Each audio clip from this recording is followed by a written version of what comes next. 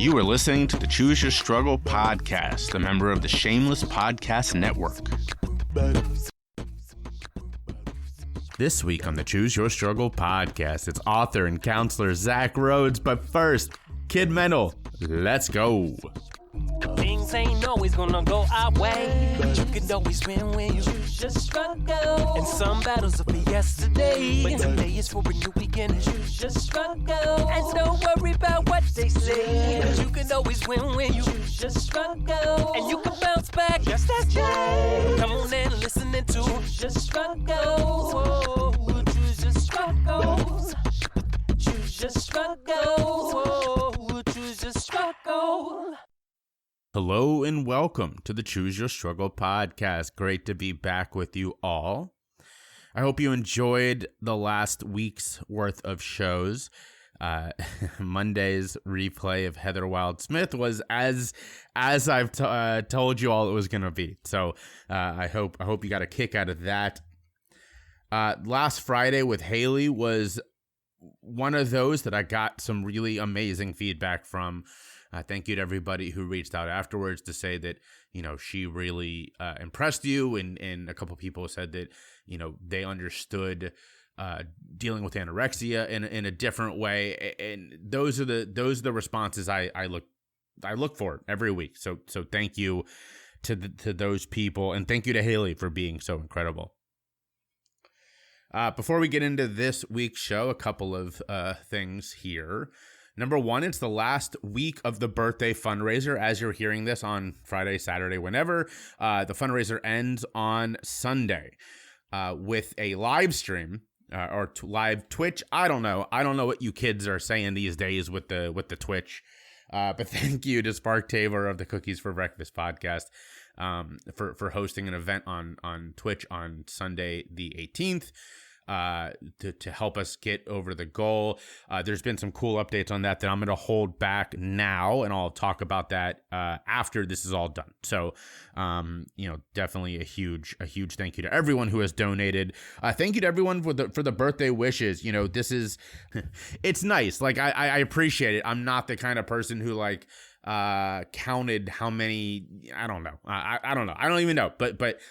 What I really appreciated, actually, were there a couple people who did things that I do, you know? So, a couple of people sent me Venmo with money to go get a drink on them to say, you know, because that's what I do every Friday. And that was very nice. I appreciate that. A couple people did sort of the affirmation posts. Those are the things I really love. The people who are like, I see your work and I'm going to do it for you on your birthday. That was very sweet. I very much appreciated that. I'm recording this on Tuesday in Philadelphia, as always. I got some traveling coming up this week. As you're hearing this, I'm probably doing this right at this moment. This Saturday, it's virtually. I'm speaking at PodThon, which is the conference I've been telling you all about. It's by and for people of color. I am one of only 2 white men speaking at the entire 2-day conference. I'm very touched and very excited to be doing that. My session is it's called Beyond Monetization, Podcasting for Good. So we'll be talking about the amazing things you can do with podcasts that are not money focused. So really, really excited about that. Actually, I went out for a walk to do some brainstorming for some stuff that my team and I are working on.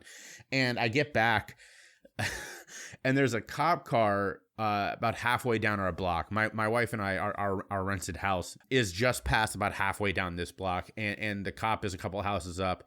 And he's walking and kind of peering into houses. And so at first I was like, not going to do anything about that. Gonna go away from this awkward and terrifying situation of a cop looking in houses. Went inside and then I went, you know what? No, this is a very diverse neighborhood. It's a very non-segregated neighborhood. As the white guy who, you know, the chances of there being some kind of episode are less. I'm gonna be the one that steps up and goes, what the fuck? So I went back outside and he was still doing this. He was still walking down houses, looking in them. And I said, hey, what are you doing? And he looked up at me and was sort of taken aback at first, and then went, oh, well, I'm looking to see if houses on this side of the street, if you have a back alley. Couple things about that. Number one, we do have a back alley. You can't get to it, though. It's blocked off on all ends. It's overgrown. There's just no way to get back there without hopping over like 10-foot tall fences. That's one thing. The other thing, though, is you can't see it with like through the houses. Our houses are completely next to each other. There's no room to look between them. So he was like looking into houses, looking to see like if the back door led out to an alley, maybe. It was all very weird. And so I said, no, we do, but you can't get into it. And he went, oh, okay. Yeah, that's what I thought. And then got back in his car and left. So that was a very weird interaction. And as I joked with our little neighborhood Facebook group, when somebody on my block gets raided, this was we knew it was coming moment. Oh, man. So that has nothing to do with who is the guest this week, but thank you for listening. Real quick, last thing before we go into this episode. This Wednesday is the next A Day in the Life, and it's the last one for a little while. With the guest is Stamp Love. She's amazing. You'll all love her. The reason it is the last one for a while is that I'm traveling, and then we have Rock Bottom Storytellers number 3 in the end of August, and so we obviously don't want to do any A Day in the Life too close to that. So this will be the last one. I know I just restarted it, but it'll be the last one for about 6 weeks or so. All right, without further ado, we're going to get into this episode, which is with a guy that I really respect. His name is Zach Rhoads. I discovered Zach through Filter Mag and now follow him on all social media, and that's how we got to know each other, was through LinkedIn. But he is a really incredible thinker around the issues of substance misuse, addiction, drug use, all that kind of stuff. You're going to love him. He does a fantastic job of shouting out where people can follow him and kind of introducing you to his work on this show. So I don't have to spend that much time doing it, which is good because this is a really long intro. All right, without further ado, enjoy this week's episode with Zach Rhoads. In June of 2021, I accomplished something that is all too rare for those with lived experience. I told my story and made my call for change from a TED stage. The fact is, our society puts too much emphasis on those with learned experience. You know, the person who spent 20 years researching something. And that's okay, because those voices are incredibly important. They provide the information that the rest of us run with. But we can't minimize the voice of those who've actually lived these experiences. That person doing research can't tell you what it really feels like to go through withdrawals, and they shouldn't want to. We need all voices at these tables. So if you're looking for someone who actually has lived these experiences, who can talk about struggling with mental health and substance misuse, who can talk about what it really feels like to go through addiction, who can speak eloquently about the war on drugs from both a learned and lived experience, reach out to me. And if you're looking to create a more complete experience, a roundtable or whole cadre of speakers, I can bring numerous people with me who have experiences that are unlike mine and unlike anything else that you've heard. So reach out to me today and let's create a complete learning experience for your office, your club, your school, or anywhere else, because these voices need to be heard and these lessons can create change today. Reach out and let's all choose our struggle.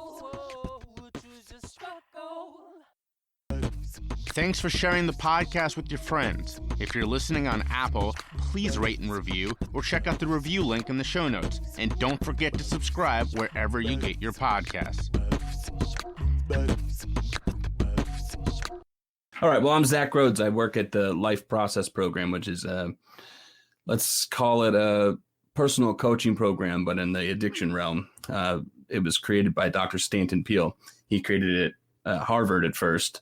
And then he moved it online so it's affordable and people can kind of do common sense coaching, therapeutic, cognitive behavioral work from the comfort of their own homes. So I help manage that program and I coach there. I'm an author. I wrote the book Outgrowing Addiction with Common Sense Instead of Disease Therapy. I write for Filter Magazine and I host 2 podcasts. One is the Life Process Program podcast where I weekly, we sort of go through current events on addiction and try to make sense about it or see why other people aren't making sense about it. And I host a podcast called The Social Exchange, where I have people, it's kind of a heterodox space where people can come on and give whatever ideas that are on the top of their mind or that's complete their own work, even if the ideas are unpalatable in some sense or controversial in some sense. And I try to discuss those issues in some sort of a first principles thoughtful way. So that's maybe that'll be the scope that we go with today. So my listeners know it's almost impossible to go an episode of this show without mentioning Filter Mag. Will has been on the podcast, and ML and I actually are currently working on a book together. So really a big fan of Filter Mag. And also Stanton Peele, actually. So this is the second time that he has been mentioned in about a month. Tim Harrington is on actually the episode that's dropping this week as we record this, and he was talking about how much he enjoys Stanton Peele's work. So it is what's really interesting. So D Jaffe was on this show a couple weeks ago, and D and I go back a couple years, and we were talking how this community is growing, but it is so tight knit that seriously they're just the cross lines on this show are every week. It's like the same people being mentioned, and people related to this person is doing work, and we really are sort of a growing but still small-ish and mighty community, those of us who really care about not just addiction and recovery, but more sort of, I would say, the more progressive attitudes around addiction and recovery. What I think is that there's people who try to make good sense out of what's just going on in the world. And I know that we do it, if we're in let's call ourselves a harm reduction kind of a community. And then we do it through a frame and a certain filter. But at the same time, I feel like if a person has thick skin and doesn't mind making sense, even if that idea is going to hurt somebody's feelings or something, that's like really, that's marketable right now. So I think we run into each other a lot if we're trying to speak somewhat true things about the world and about addiction and about personal development.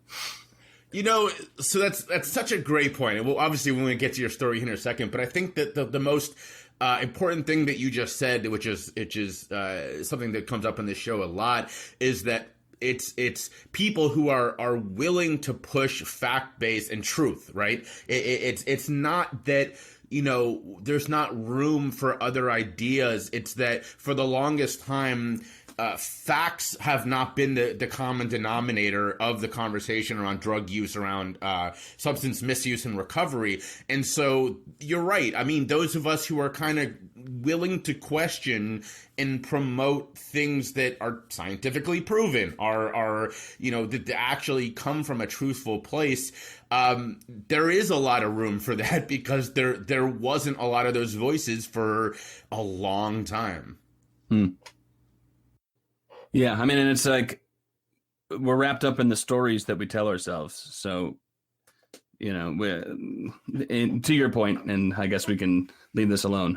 There's just a handful of people out there that are not willing to, but who are able to take what's real and turn that into a story about, with nice prose, and turn it into a story about why we're facing what we face. And so, because stories are difficult to contend with, who wants to listen to somebody listing facts or saying something boring or unclear when you can have a nice story that kind of like holds up the wall.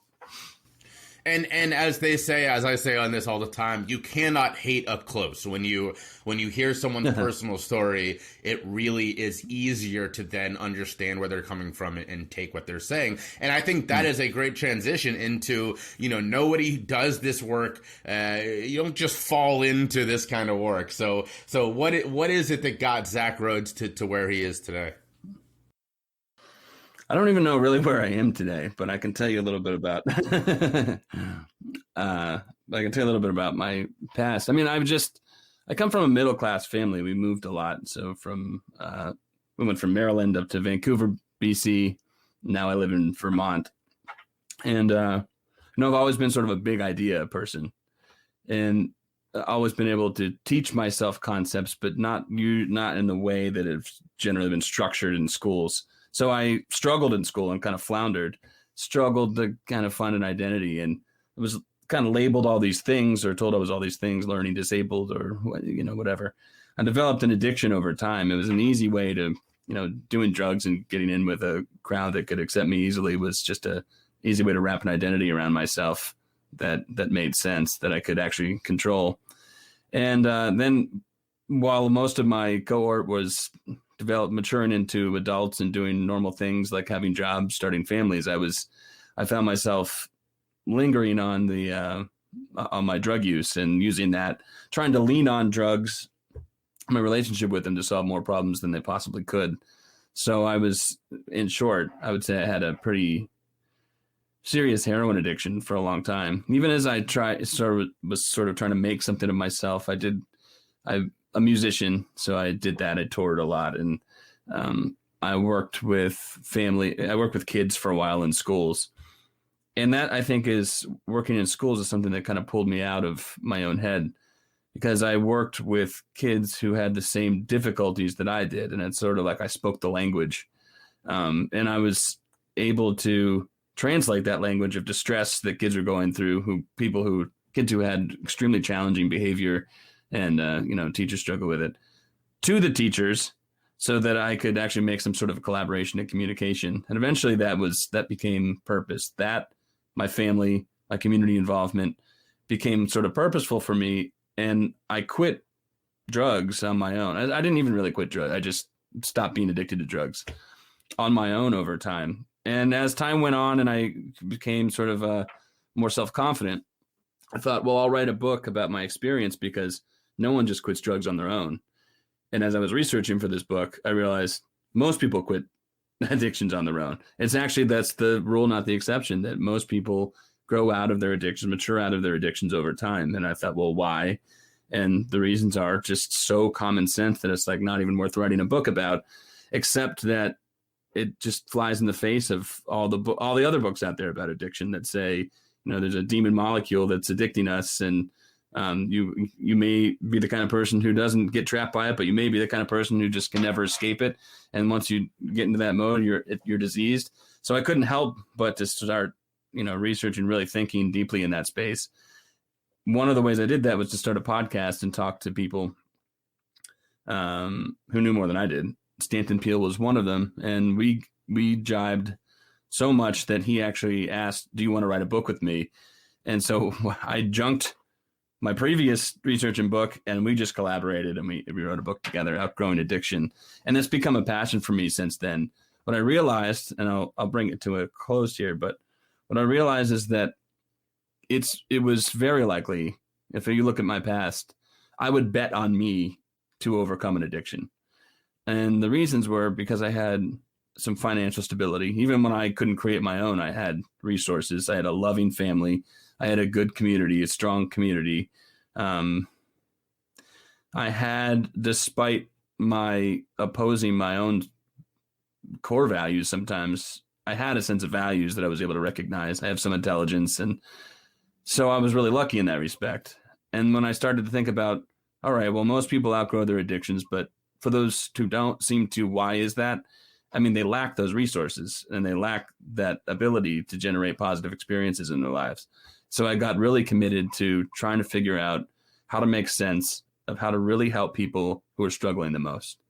And, that's gone from working schools, working with students in a refugee resettlement program, trying to interview people who are in difficult situations, either impoverished situations or in inner cities and things like that. And so, yeah, that's taken me to where I am today. And I try to write about it, podcast about it, coach people who are trying to go through their own personal development and, onward. So first off, that's such a great story. I really identify with a lot of it. And I think that how cool is it that sort of you got to meet someone, obviously we all have these situations in our life where we meet people that we kind of look up to, and those can go, good or bad. and you got an experience where you met someone who was doing sort of work that you really admired in Stanton Peele. And not only did it go well, but it went so well that you guys were like, oh, we should do work together. Right. What a cool experience that is. But before we actually talk about your work, you mentioned something. There's not really a question here, but just a really important, I think, point to hit home. And that is the question or the topic of identity, which is something that I think that a lot of people who struggle with misuse of a substance is a core part of their sort of internal struggle is who am I, right? I mean, that was 100% a big piece of mine. And as you sort of talked about, it's more this idea that this misuse is a part of your identity, right? And it sort of makes me think of something that someone once said to me, and I wish I could remember so I could credit them, but like, if somebody home brews and like is really into going on beer tastings and all that, we just call it a hobby. But if prior to 5 years ago, if that was you with cannabis, we called you a drug addict or all these horrible things, even though that's not true. And that identity piece is like, yeah, you know, it makes sense after a while if you're told this by society that you're going to embrace it as kind of a big fuck you to like, this is something that makes me happy. Why are you putting me down? I'm just going to embrace this as part of my identity. And you hear that a lot with people who struggle with misuse or just use that is not accepted, that like they're just, there's this inability or this desire to not let society label them the way that it does. That's like tier one of my work, is to somehow pull our heads out of the sand and realize that whatever drug use is, it's not some separate reality from the rest of reality. Drugs aren't, you know, the relationship we form with drugs aren't some just like other weird meta universe. It just plays by all the same rules of human behavior. And that Stanton really helped me understand that, because he wrote the book Love and Addiction, 1975. He was in his 20s. He wrote this best-selling book. I think it sold 1 million copies by now. And it was talking about, he had a friend in college who was basically pro-social and a good dude and whatever. And they were in Ivy League school, so he was well connected. And then he got into this relationship with a woman and loved it so much and sort of stopped calling other friends and whatever. But then got so involved in this woman, and she didn't really want to be involved anymore. And he just chased that, like, oh, I need you in my life. And it got to a point where it wasn't just like, hey, let's work this out because it's nice to be together. It was like, I need you and you have to be part of my life. You know what I mean? It wasn't like a reciprocal thing. And he chased that so much and boxed out all of the rest of life so much that he wound up in a situation where she finally said, all right, I'm cutting this off. And he committed suicide. And Stanton said, you know what, Jesus, if anything is addiction, this is. So he was talking about, it's not just a relationship to a drug, it's a relationship to a person, relationship to an involvement. Whatever involvement is so all-encompassing that you've dedicated your life to it and sort of narrowed your thinking to think that, well, there's no other way to generate just positive, you know, good experiences and outcomes in my life. That's an addiction, and anyone can face that. You know, in fact, most people on some, if you think about it as a sliding scale, probably everybody has experienced that to some degree, and they fall in and out of it, and you don't really think much of it. It's just, you just call it kind of like growing pains.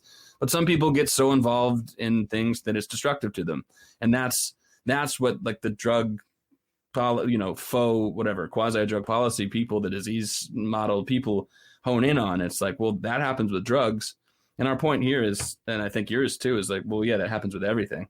So people use drugs to make themselves feel better, and most people don't get into problems with them, as per Carl Hart in his new book.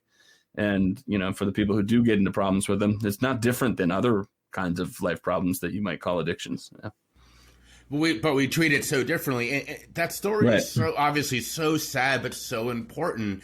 And it is a point, you're right, that I kind of harp on a lot, that I tell the story of a good friend whose dad hasn't had a job in, I think you said, like, couple of decades, because he has a workout addiction where he works out 3 times a day, and because of that he cannot hold a job, and he's on public assistance and all this. Now, we obviously can recognize that and go, oh, that is a problematic addiction, right? I mean, by the DSM's definition, it's causing you, you know, disrupting your life. That being said, people don't consider that the same way as drugs. They're like, oh, he just really cares about his body. No, no, that's a problem. But we don't as a society confront that the same way we do. We don't demean him. We don't put him down in the way that we do for drug users. So I love that point. And you're right. The sliding scale analogy is a really important one. And I do think, and tell me if you agree or disagree, but I do think that these sorts of points, these sorts of acknowledgments are getting more attention now than they were, even when Peele wrote his book. I mean, wow, that's going on, 45 years, 40 years? Yeah, so yeah. It's a little crazy that the 70s are that long ago. But, I do think we're finally having these conversations, which is a little sad that it took this long, because people like Stanton Peele have been saying this for now going on 50 years. He and I had this conversation the other day where I was saying that, he has thoughts now that people push, even in the harm reduction space, will push against. And, you can agree with them or disagree with them. And one prominent harm reduction person, Ethan Nadelman, who is Stanton's really good friend, I think they're having lunch or something. And he was saying, you can't say this shit because, everybody thinks you're nuts for saying it. And I was saying to Stanton, if you take a snapshot of anywhere in your career path, someone always thinks you're nuts, and then it's like you push forward a decade and then people sort of adopt the ideas. The problem, I think, is, so I'm optimistic, just like you said. I think people are starting to adopt some common sense ideas about what drugs are, what they aren't, what addiction is, what it isn't. Or even, there's a whole group of people who might say, like, well, don't even use the word addiction and just call it normal life. And so good. But I see that the problem is that as those concepts become adopted, they're sort of funneled into the standard boxes. So, you can't take on a common sense thinking that's too radical that upsets the apple cart. So, things like even in the harm reduction space, I think people have certain ideas about how harm reduction works, but still invoke the disease model or, limit the idea of human agency. And so I feel like there's still work to do. People who come into our program, the Life Process program, will often come in with preordained notions or, notions about themselves that were placed on them, visited upon them that upon further just slight inspection turn out not to be true. And then they get to tell their own stories. So anyway, all I'm saying is I'm optimistic and I'm still trying to work to make sense of things on my own and to the extent that I can to try to distribute that information. Well, and honestly, props to that, because I my listeners know that the only rule in this show is you cannot say my way is the only way, right? The word only is where we get into problems. But people who come on and say, this is how I strongly believe, but to be completely honest, I'm still trying to wrap my head around. Like, those are the guests I love because that's who I am too. Like, I don't think that I have all the answers. In fact, I think I have very few answers. But I believe that there are a lot of incredible people doing amazing work. And I love that you brought up Carl Hart, because obviously he's a guy who's actually like transcending this space and is becoming sort of a person. I mean, he was on The Daily Show not long ago, right? And that's the kind of thing where I go, wow, like that could not have, talk about a person who people think is crazy, right? And 10 years ago, that dude doesn't even get, this sort of notice. And now he's sitting down on The Daily Show getting to talk about these ideas. So that is where I see progress. Although I'm with you, the idea that, that we're anywhere close to a hanging up the mission accomplished banner, to use a tired analogy. No, we've got a long way to go. Right. Before we actually talk about your work, though, I do want to pause real quick and let you shout out where people can find you online, where they can follow you and all that kind of stuff.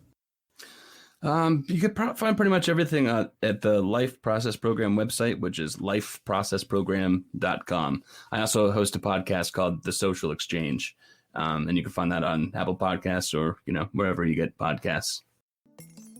Hey, y'all, it's me, your host. I'm sorry to interrupt what I'm sure is a fantastic episode of the podcast, but I have to give a quick shout out to my partner, Roadrunner CBD. They have been working with me for a while now, and I just love their products. They have everything from tinctures to muscle gels, and all of them are fantastic. I rub the muscle gel on my legs before I run. and they keep me feeling pretty good, which is saying something. So check out Roadrunner today at their website, www.roadrunnercbd.com/ref, REF/CYS. Again, that's roadrunnercbd.com/ref/CYS, and use the code CYS at checkout to let them know that I sent you and get 10% off. Trust me, you're gonna love this. I've sent some of their products to a couple different people, and they've all become repeat customers. So check it out today, and don't forget to let them know that Choose Your Struggle sent you. Find me on social media. Check the link in the show notes or search for me, Jay Shifman, on YouTube and LinkedIn, and Choose Your Struggle on Facebook, Instagram, and Twitter. So let's, specifically talking about your work, let's focus first on the book, because it's a book that has gotten a lot of good publicity. That is Outgrowing Addiction with you and Stanton Peele. So talk a little bit of, I know you sort of talked about the process of writing it, but how has the reception been? How has that, been for people who just do not agree with this concept whatsoever? I mean, it's been incredibly positive, actually, the reception of the book. We've gotten pushback, and some people just think we're absolutely nuts. Some people would just glance at the title and say any book with the title Outgrowing Addiction, if that's a concept, I'm not going to read it or take it seriously. But more or less, the book was written for people in the helping profession, and not even helping profession. People who want to help themselves, people who want to help their loved ones, people who want to help their clients. And we did our best to try to. My work in child development is, I'm always seeing an outgrowth of certain kinds of problems, and I am always seeing that there are limitations on the ways that we try to help people. And we have a standard sort of educational process that works for the people who it works for, and it's not even clear who that is. I mean, they're high achievers who can get good marks, and then we say that works, but sometimes those good marks don't lead to preparing people for life beyond school. And then there are people who are obviously struggling, and for those people, I'm always there trying to collaborate and help them. And what Stanton and I were trying to say together is that if I could explain these developmental processes and how to help kids, most people sign on the dotted line for that, especially parents, especially teachers. Teachers love when I come in and work with kids in their classroom, because it means that they're about to figure out some way to communicate with this person, and their class is going to run better. So once we can explain that, we go about halfway and say, okay, so this process that we just described that you're all kind of in agreement with, this is addiction. So let's talk about adults and drugs and addiction and how they develop over time. People think developmental psychology means working with kids. Actually, it doesn't. Developmental psychology means throughout human development, throughout the lifespan. And, there is sort of a chronological process to it. And there's also, just the ways that humans get into self-actualization, which is not always linear. So that's our book, trying to make sense of addiction in a totally common sense way, as per the title. And we do that without alarming too many people by relating it to child development and showing that this just goes on throughout the lifespan. That's such a.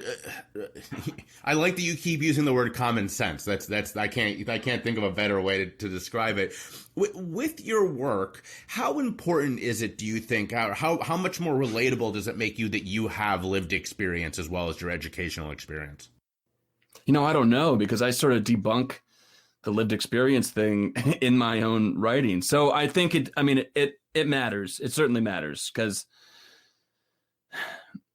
It definitely does. I mean, people who have experienced some sort of addiction, or even people who don't, who say, well, what do you know about addiction? At least I could say, they can't call me an idiot on the basis if I don't know what it's like, But in some ways, I feel like it doesn't matter. My wife is a clinical supervisor for a huge umbrella mental health agency here. And I remember she was getting into the field of addiction, and she is the most incredible helping person I know, more than me, absolutely, for sure.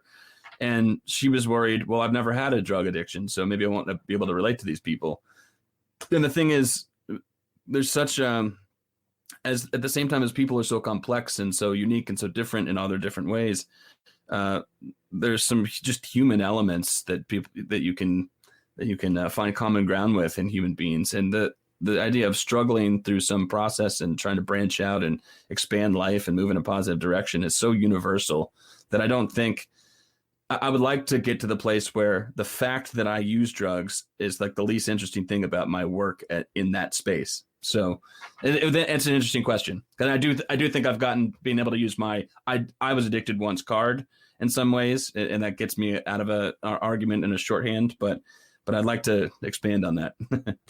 But yes, but even more than that is that you've walked some of these paths, right? And that, if I can say this, one of my favorite, if not my favorite thing that you've written on Medium is titled The Day I Left AA, which is such a powerful story, because it's not, and by the way, there are a lot of people who hear some of this work and, oh, you're bashing AA, and that's never the reality. It's more complex than that. And your story makes it very clear is that you were in the rooms, you were doing the work, but then you had some very honest questions. And for the listeners, definitely check out his Medium and read The Day I Left AA. It's a very powerful story.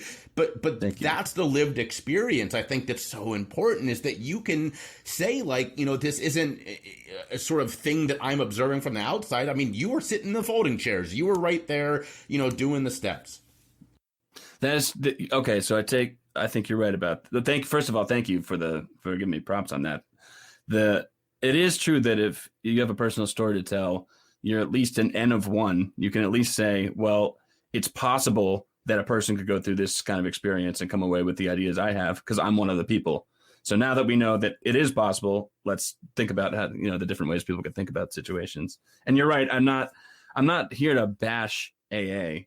In some ways, I talked to Johan Hari, who still I think about this to this day. When I asked him, well, you're not an AA guy, right? He's like, no, definitely not. And I said, well, why don't you write more about AA and why you're not an AA guy? And he said, I just wrote a book called Lost Connections, and in an era where the connection is absolutely needed more than ever before, how can you knock a place that people go and find each other and are able to form some group cohesion?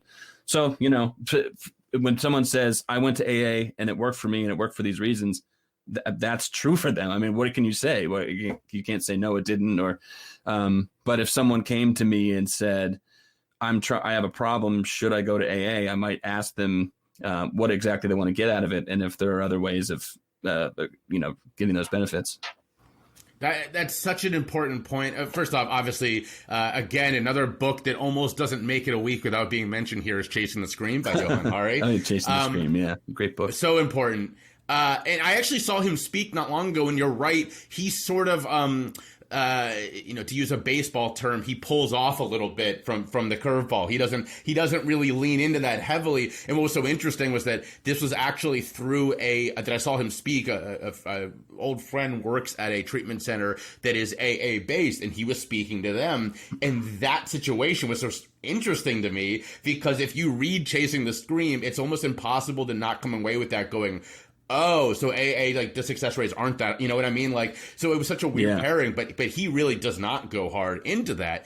But it does give you, and same with Johan, that added credibility that you are like, this isn't just something I've studied, but I've studied it and I've been there, which I love the way you put it sort of for the scientific community, the N1, right? That's so important. And that's sort of where I come from when I talk about personal experience. It's not, as a lot of people use their personal experience to say, oh, well, I know this works because it worked for me, right? I mean, forget that. That's not important. But to be like, I know this can work because I did that. Exactly. That is the lived experience piece that is so important. And that's what I use when people come to, I literally have had people say to me, oh, but you're not going to stay in recovery because you're not in AA. And it's like, I'm 11 years in. I feel pretty good about this. Is it possible that it won't work? Yeah, of course it is. It's possible for anybody. But at the same time, I'm feeling pretty good about this right now. And it's that N1 piece that I think is really important. Yeah, exactly.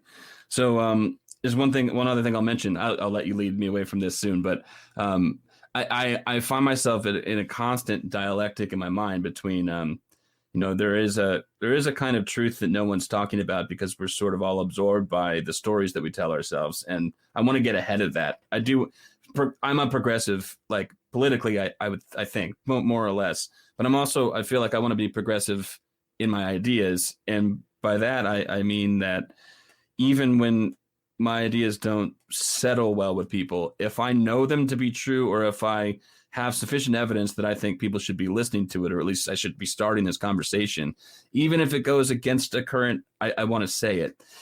And at the same time, I don't want to get like bitter and resentful that other people aren't listening to me. And so one person I think who does that well is Johan Hari. He just like, he takes what he knows to be true. He turns them into like beautiful stories that people can relate to. He tries not to be too aggressive and push ideas on people. He tries to let them come to them on their own. And then I work with Stanton, who is sort of the opposite of that, who is like, he can be pretty good. Like he has an exercise where he goes to a conference and says, well, what's the toughest addiction to quit? And everyone says smoking. And, you know, there's like 1,000 people there. And he'll say, all right, well, how many of you have quit smoking? And more than half of the people raise their hands that they've quit smoking. So he's like, well, you know, you just told me that more than half of you have quit the toughest addiction to quit. So he's good at doing that kind of exercise where he gets people to think on their own. Oh, that's kind of different than how I think about things. Or says, he'll say like, how many of you have ever used a painkiller before? And everyone raises their hand. And he'll say, how many of you are addicted? If any, there's like one or two.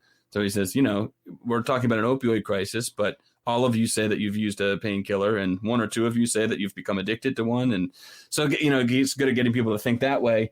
At the same time, he is just tortured by the fact that he has called out this social psychological space for decades, and people give him so much shit and push back against him so hard, you know, call him a pariah and treat him like one, that, you know, he's starting to get pissed off. And so I'm kind of floating back and forth between that space and trying to find my place and all of that.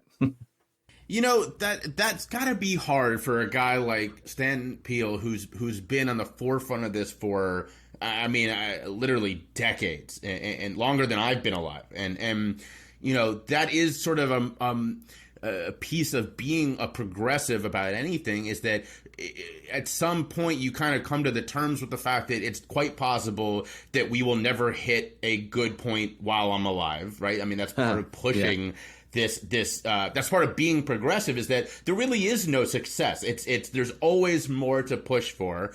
And coming to terms with that, I guess ask me again in 30 years what that's like, right? Because that must be difficult. And you're right, there aren't a lot of older people still able to keep fighting that way because they burn out. And I think it is even more remarkable when those people who have been doing this their entire life are still fighting. So yeah, you know, I guess my point would be to good luck on that for you, for being in that space too. And I tip my hat to Stanton, who's been that guy for so long. You know, the way I'm thinking about it now is there is no promised land. I don't want to live in some delusion that there's going to be an endpoint, like some utopia that's bordering on ideological, you know. But at the same time, all I want is to feel more and more comfortable, if it's possible, getting myself into a space where I know that dialogue can happen. If that can happen, if collaboration and dialogue and you know, even debate can happen in good faith in the spaces that I'm in, then I'm happy. Well, that's a really beautiful sentiment. I completely agree. I'm reminded of recently I had a conversation with someone who is an AA person, but very open, in fact, does a lot of work in the harm reduction community. And she and I were talking about sort of the newest frontier, which is here we have medical cannabis here in Pennsylvania, and I have my card. And she is like, I don't know how to feel about this because I have people coming in to get into recovery for other substances, but they want to still use their medical card. And obviously it's medicine. I don't know how to say no to that, but you know, I was taught that that's not okay. And I just very much appreciate her having that dialogue, being willing to say, I don't know what's right here, and better than saying absolutely not, being a closed door. Yeah. Well, I'm interested in this from your perspective. You know, you're talking about trying to end stigma, or at least reduce stigma, and so part of the work that you do in this sort of like a helping profession, it's almost like, how can you not so Carl Hart, for an example. I mean, he sort of speaks on behalf of, he doesn't claim to or mean to necessarily, but he sort of speaks on behalf of okay, well, there's like a poor white Appalachia who struggles, and then there's an inner city sort of black population who really struggles under the auspices of, draconian kinds of drug laws. And he kind of speaks on behalf of those people. And I know he gets just passionate about people who are struggling. And it's one thing to struggle and, need to be able to put yourself back together. It's another thing to struggle, and the systems that be are making it more difficult for you to struggle. And so I don't know how not to get bent out of shape and ultra passionate about that when having those conversations. I haven't seen a good way to do it. There's so many people who are just struggling, and it's difficult to tell exactly what percentage of their potential well-being could be in their own hands and what potential could be a change in systems. I'll tell you what, man, if you ever figure out a way to talk about that in a non, sort of that passionate way, you let me know, because I struggle with that too. And I think that that's something that is very common. It doesn't matter what your focus is. If you see this as common sense, and the downside, especially in this case, is literally people dying, it's hard not to have that passion, right? I mean, this isn't like something where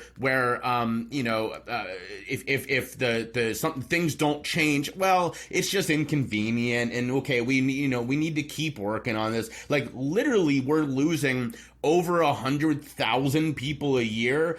And so it's hard not to feel that when you're like pushing for this. Like, do you not see these? I mean, that's the population of Topeka, Kansas, that is gone every single year in this country. It's hard not to feel that push when we're doing this work.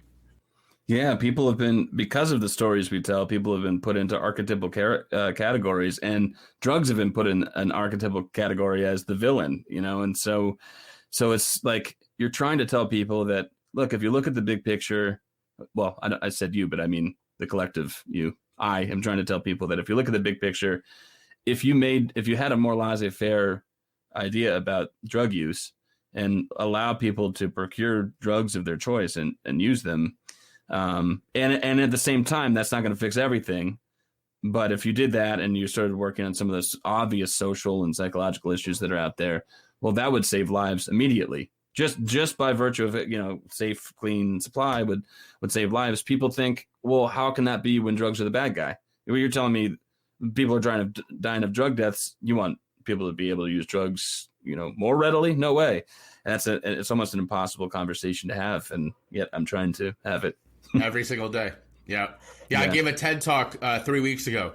Cool. That was my point. Was I actually made the connection. So I led people through sort of the history of drug policy in the country, and then connected it to prohibition, because it was like, we've seen this before, right? For over a decade in this country, people were dying, people were getting busted, spending time in jail for alcohol.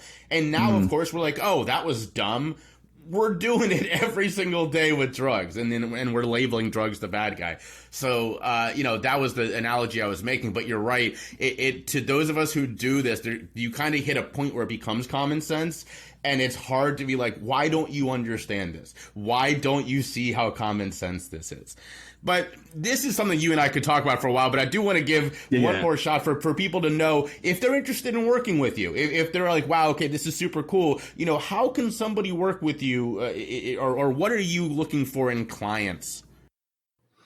Oh, I'm not looking for anything in particular in clients, but if people want to work on just personal development through a cognitive behavioral kind of lens and be able to work online. So I do coaching at the Life Process program. And that means we call it an addiction help program or an addiction recovery program. To be honest, that's more for Google Analytics than it is for anything else. But any involvement that people are into that they feel is putting a blemish on their lives somehow or being destructive in their lives, I try to help people work through that by talking about different dimensions of their lives and how they might be able to access resources and set goals for themselves. One more time before we get to the final questions, though, now that people know sort of how they can work with the incredible Zach Rhoads, how can people find you? What is the way to do that? Straight up, lifeprocessprogram.com. I'm on Twitter. My Twitter handle is Rhoads Soda, RHOADSODA. Sometimes people don't. My favorite thing is when like academics will retweet something. So it'll say like great article by @Rhoads Soda. Anyway, or I'm on like Facebook and LinkedIn and everything. But lifeprocessprogram.com I'm trying to use as a hub to be able to contact me and find me. And people who want to email if they have queries about the program, it's zach@lifeprocessprogram.com. And thanks for letting me plug that. Of course, and I'll put your website in the show notes, as well as everybody. I have shared some of his stuff both on Twitter and LinkedIn, so you can find that there. So we always finish with the same two questions. The first of which is, what self-care habits work for you? For me personally, and so do you mean self-care in general? You mean? Yes, sir. No specifics. What do you go to when you need some self-care?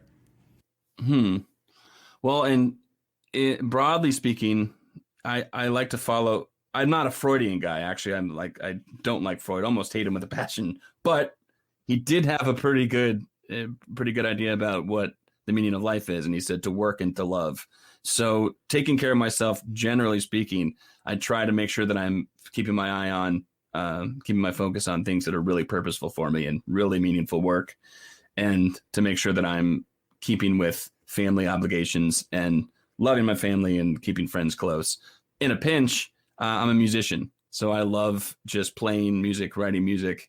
And more recently, I put my money where my mouth is, and I signed. This is going to be something I kind of publicize soon, but I'm not done with it. I entered my own life process program with a coach in the program because over the pandemic I became a fat ass, and so I started, I was like, all right, well, how do I really obviously I'm like staying up too late, I'm eating too much, I'm not exercising enough. This would be cool to just like talk to someone about, and I could just do my own program. And so I'm super into going to the gym first thing. I get up at 4:15 every morning and go to the gym now.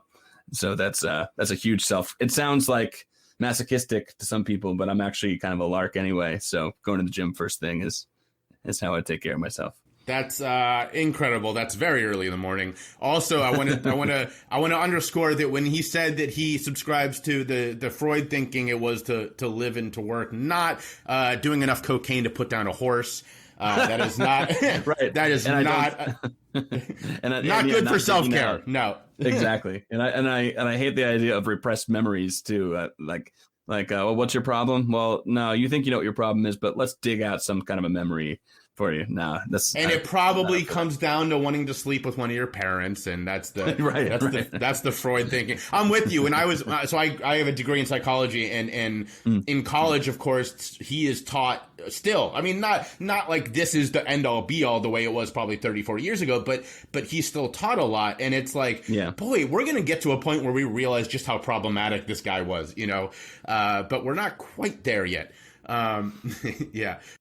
I don't know how recently you graduated, but I think that you're right. It's like he's taught and he's even lauded, but at least I think there aren't really any clinical psychology tracks that they say use this Freudian model. So at least maybe that's progress. Well, this was 9 years ago now. So yeah, it's definitely possible that we've moved even farther from Freud than when I was a student. But the last question I always finished with is we've now spent the last 45 minutes hearing how incredible you are and why we should all be following you on social media, all your writing. But who are some people? Well, you should. I mean, as I said, I very much enjoy interacting with you online. But who are some people that you follow? What are you reading? What are you listening to? What are you watching? Anything that you want to shout out before we finish? With respect to drugs and drug policy, ever since speaking with Carl Hart, I follow him a lot. I love his work. I love his raw honesty. So Carl Hart, I mentioned Johan, Mark Lewis.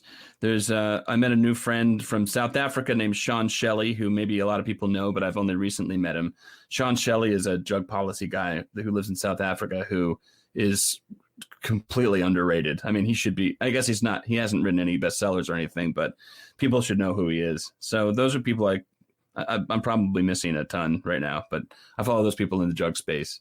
A psychologist friend near me is named Rick Barnett.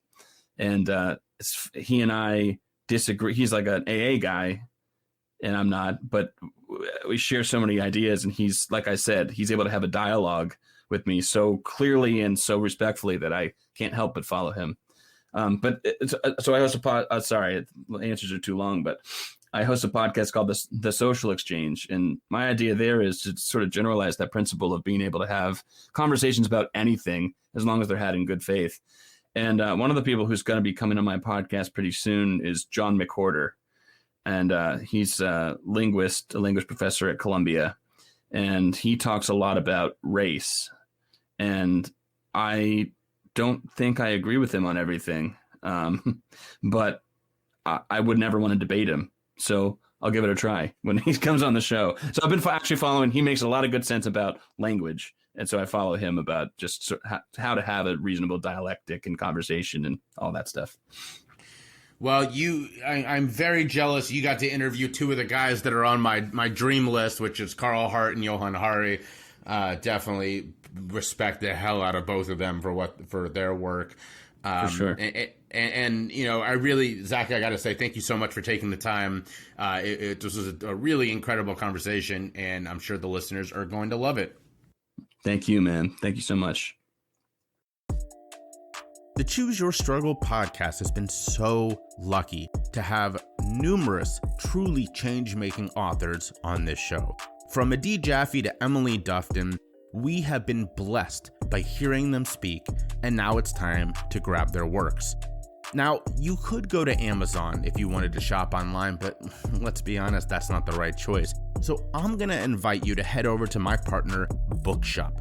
If you go to bookshop.org/shop/CYS, again, that's bookshop.org/shop/CYS, you're going to find all of your favorite books, and you're going to support the podcast in the process. But that's not even the best part.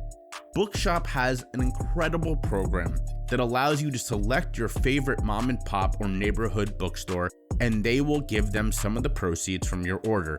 Now, living here in Philly, that's been a really hard choice because we have fantastic bookstores all over, but I selected Harriet's, which is a truly wonderful Black-owned bookstore in Northern Philly. I love it. My wife loves it. We go there as much as we can. Honestly, why would you go anywhere else? So again, go check out Bookshop at bookshop.org/shop/CYS. You're going to find the book you're looking for. You're going to support your neighborhood bookstore, and you're going to support the podcast in the process. So check it out today and go ahead and buy that book you've been waiting for.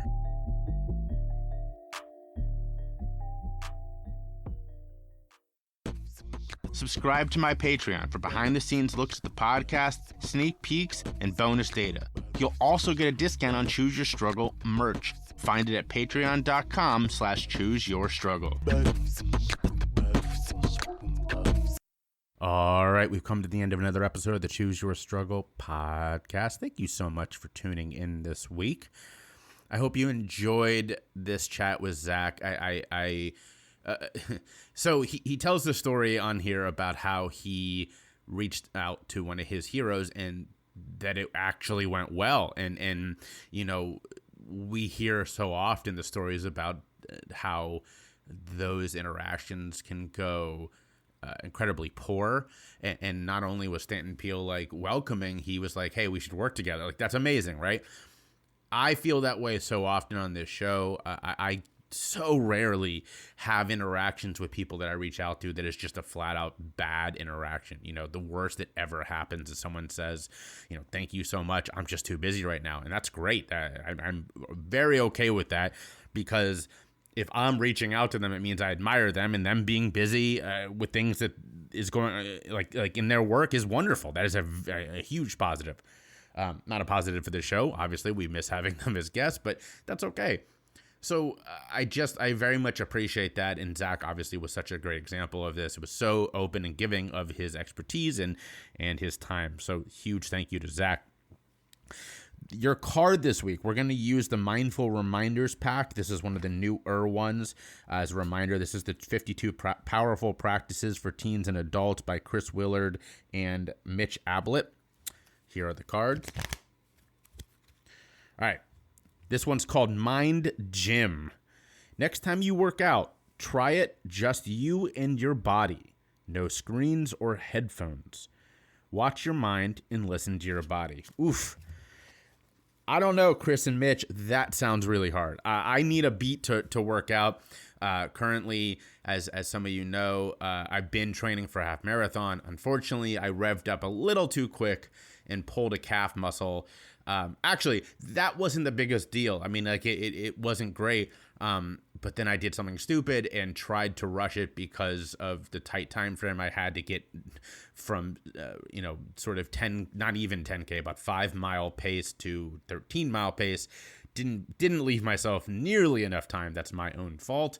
And aggravated it immediately after coming back. And now I'm on the shelf and I'm not going to make it for the half marathon that I signed up for, which is a shame. So that is unfortunate. Nothing, obviously, it does not dispute my love for the Roadrunner muscle gel. That is still incredible. I wouldn't even be here if it wasn't for them.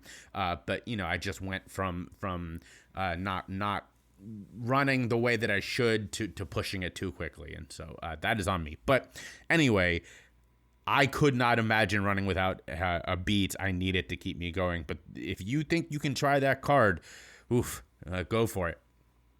So in honor of not really that, but sort of, I was witnessing, I was interacting with two different people this week who had really incredible posts about switching up your activities or your trying to get out of a rut, and that really inspired me. So what your good egg for this week is going to be is to break out of your routine just enough to foster creativity, inspire change in mindset, not to blow everything up like we sometimes do, where we think, okay, I'm not inspired, I need to go from all or nothing, right? That's not what I'm talking about. What I'm talking about is, okay, normally you do this in the afternoon, well, try it in the morning. Or normally you go for a walk after work, okay, do it during the day. Just switch something up and see if it fosters creativity. I know for me, when I get stuck in a rut, that usually helps. If I do things in a different order, or I try something new that isn't like so far out of left field, it can kind of shake things up a little bit, and that's what I need. So that's your good egg. Try to bend but not break your routine, and above all else, as always, be vulnerable. Show your empathy, spread your love, and choose your struggle.